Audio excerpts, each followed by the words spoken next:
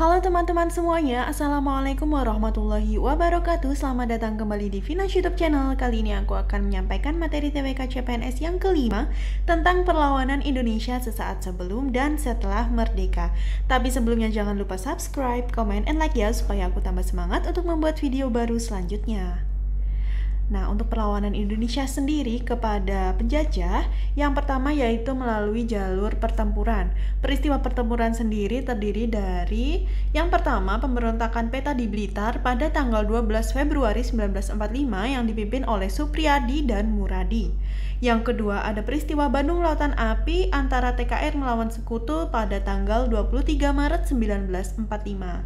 Yang ketiga, ada peristiwa Bojong Kokosan yang terjadi tahun 1945, yaitu TRI melawan Sekutu di Sukabumi.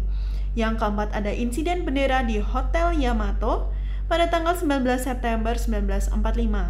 Kemudian pertempuran Surabaya pada tanggal 10 November 1945 yang dipimpin oleh Bung Tomo.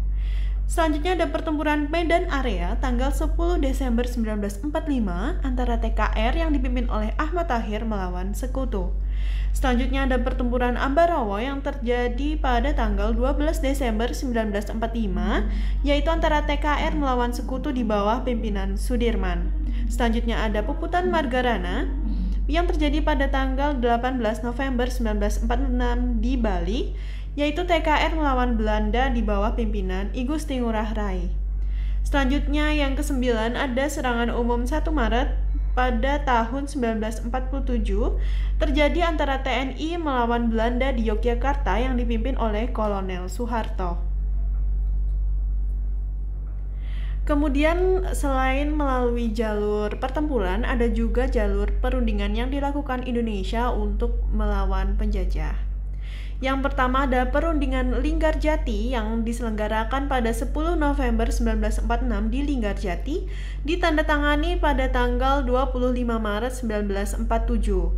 Wakil dari Indonesia sendiri yaitu Sultan Syahrir, wakil dari Belanda yaitu Schermerhorn, dan ditandatangani di Istana Merdeka Jakarta. Isi dari perundingan tersebut yaitu Belanda mengakui kemerdekaan Indonesia secara de facto meliputi Jawa, Sumatera, dan Madura. Belanda harus meninggalkan daerah de facto maksimal hingga 1 Januari 1949.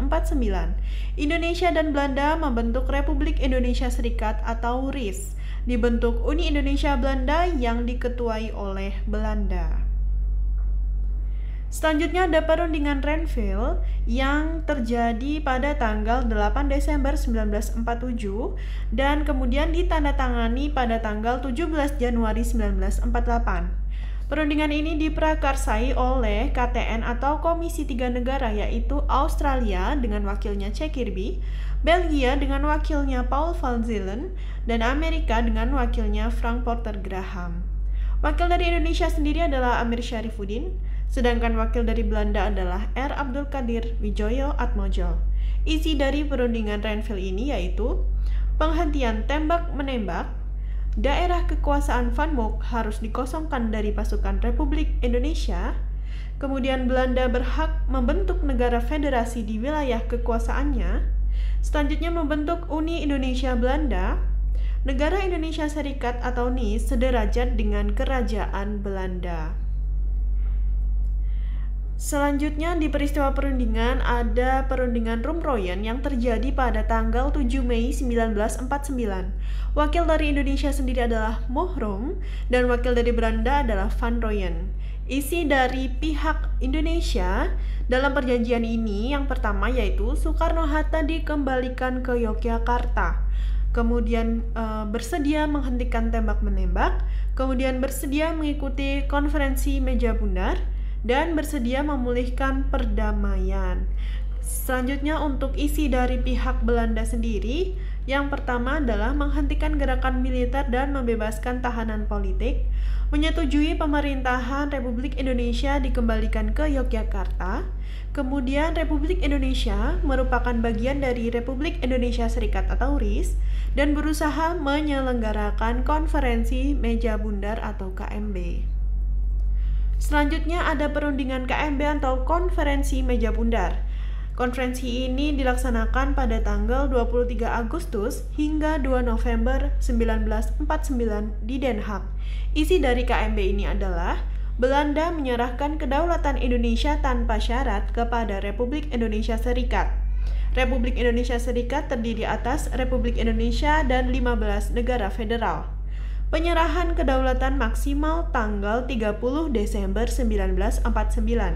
Penyelesaian Irian Barat ditunda setelah 1 tahun pengakuan kedaulatan dan dibentuk Uni Indonesia Belanda, dan menarik mundur tentara Belanda serta Republik Indonesia Serikat harus membayar hutang Belanda sejak tahun 1942. Jelas pada perundingan ini Indonesia sangat dirugikan. Berikut demikian video kali ini. Terima kasih perhatiannya teman-teman semuanya. Selamat belajar, share jika bermanfaat. Wassalamualaikum warahmatullahi wabarakatuh.